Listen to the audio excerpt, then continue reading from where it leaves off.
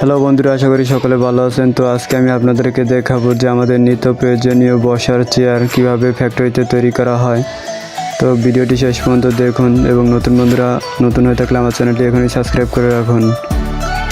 আমাদের এই নিত্য প্রয়োজনীয় বসার চেয়ারগুলো মূলত অনেক প্রসেসিংয়ের মাধ্যমে তৈরি হয়ে আমাদের বাসাবাড়িতে গিয়ে থাকে। তো প্রথমে কিছু শ্রমিকরা এই কাঁচামাল অর্থাৎ পলিথিন সংগ্রহ করে এবং সেগুলো এক জায়গায় জড়ো করে।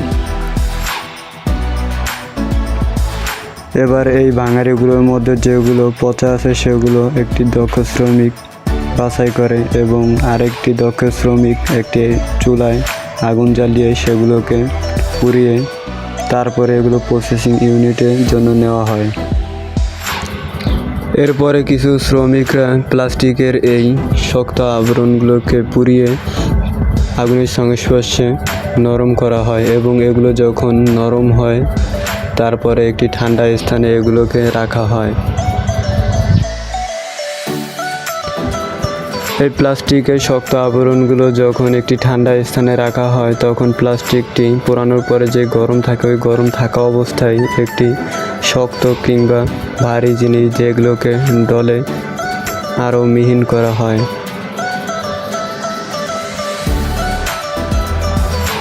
এই প্লাস্টিকের এই শক্ত আবরণটি যখন আরও দুমড়ে মুচড়ে একত্রে করে পিষানো হয় তখন এটির একটি পাতলা আবরণ অর্থাৎ প্লেটের মতো অবস্থায় হয়ে পড়ে এবং সেটি আরও শক্ত হয়ে পড়ে এবং পরে প্রসেসিংয়ের মাধ্যমে এগুলো আরও টুকরা টুকরা গুঁড়ায় পরিণত করা হয়। এই প্লাস্টিকগুলো যখন পিষানো হয় তখন পিষানোর পরে এটি অনেক শক্ত হয়ে পড়ে এবং পরে একজন দক্ষ শ্রমিক এগুলো হাতুড়ি দিয়ে পিটিয়ে আরও টুকরার দানায় দানায় পরিণত করে। তো পুরো প্রসেসটি কীভাবে তৈরি করা হয় সেগুলো দেখে নিন। এরপরের ধাপে এই টুকরোগুলোকে একটি মেশিনের মাধ্যমে দিয়ে এগুলোকে আরও ক্ষুদ্র দানায় পরিণত করা হয় এবং এগুলো মেশিনের মাধ্যমে দিলে এগুলো ছোট ক্ষুদ্র ক্ষুদ্র দানায় পরিণত হয়। প্লাস্টিকের এই শক্ত আবরণটি যখন মেশিনের মাধ্যমে দিয়ে ক্ষুদ্র ক্ষুদ্র দানায় পরিণত করা হয় তখন ফ্যাক্টরি থেকে এগুলো বস্তায় কিংবা প্যাকেটজাত করে এগুলো আরেকটি জায়গায় নিয়ে যাওয়া হয় এবং সেখানেও আরও প্রসেসিংয়ের মাধ্যমে এগুলো তৈরি করা হবে। তো পুরো প্রসেসটি দেখে নিন। প্লাস্টিকের এই শক্ত আবরণটি আবার আরেকটি মেশিনের মাধ্যমে দিয়ে এগুলো আবারও প্রসেসিং করা হয়, কেননা এগুলো এখনও প্রসেসিং ইউনিটে পাঠানোর জন্য উপযুক্ত নয়, তাই এগুলোকে আরও একটি মেশিনে দিয়ে এগুলোকে আরও পিষিয়ে ছোট পিচ্ছিল আকারে তৈরি করা হয়। এবার এই প্লাস্টিকগুলো যখন আরও ক্ষুদ্র ক্ষুদ্র দানায় পরিণত হয় তখন আরেকজন শ্রমিক এগুলো বস্তায় ভরে তারপরে আরেকটি মেশিনে দেওয়া হয় এবং সেই মেশিনে এত পরিমাণ তাপমাত্রা থাকে যাতে এই প্লাস্টিকের টুকরোগুলোকে ক্ষুদ্র ক্ষুদ্র দানা থেকে এগুলো প্লাস্টিকের শক্ত আবরণ তৈরি করা হয় এবং কীভাবে সেটা তৈরি করা হয় সেগুলো পুরো প্রসেসটি দেখে নিন। এবং এই চুল্লিতে 1000 ডিগ্রি ফারেনহাইট তাপমাত্রা থাকে আগুনের, যার কারণে এই প্লাস্টিকের শক্ত আবরণগুলো পুড়িয়ে আবার নরম আকারে তৈরি করা হয়।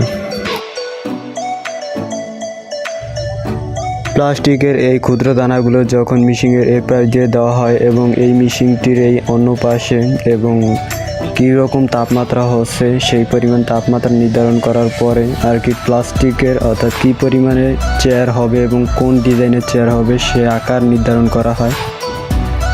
এই সাজ অনুযায়ী পাত্রের আকার নির্ধারণ করা হয় এবং পাত্র কতটুকু বড় হবে কিংবা কতটুকু আকার নির্ধারণ করা হবে সেগুলো এই মেশিন নির্ধারণ করা হয়।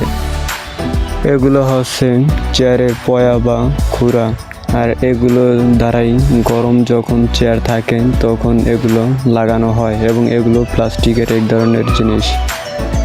এগুলো মূলত বোতলজাত করার পরেই এগুলো প্লাস্টিক তৈরি হয়ে থাকে। প্লাস্টিকের এই চেয়ারগুলো যখন মেশিনের ভিতর থেকে বের হয় তখন একজন দক্ষ শ্রমিক এটিকে ভালো করে ধরে তারপরে এর বাইরে কিংবা ভিতরে যেই বাড়তি অংশটুকু থাকে সেটি একটি ব্লেড দিয়ে কেটে ফেলা হয়।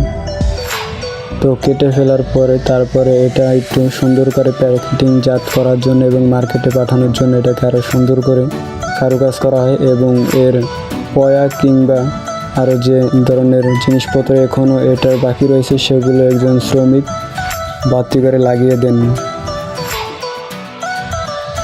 এই চেয়ারগুলো যে পয়া এবং আরও অন্যান্য জিনিস লাগানোর পরে এগুলো পুরো প্রস্তুত মার্কেটে পাঠানোর জন্য। তো এগুলো একজন শ্রমিক ভালো করে ট্রাই করে দেখে যে এটা কি এখনও ঠিক আছে কিনা, বা প্রসেসিং ইউনিটে নেওয়ার জন্য এটা ঠিক আছে কিনা, কিংবা মার্কেটে যাওয়ার পরে এটা কোনো রিপোর্ট দিবে কিনা সেটাও পরীক্ষা করে দেখানো হয় এখানে।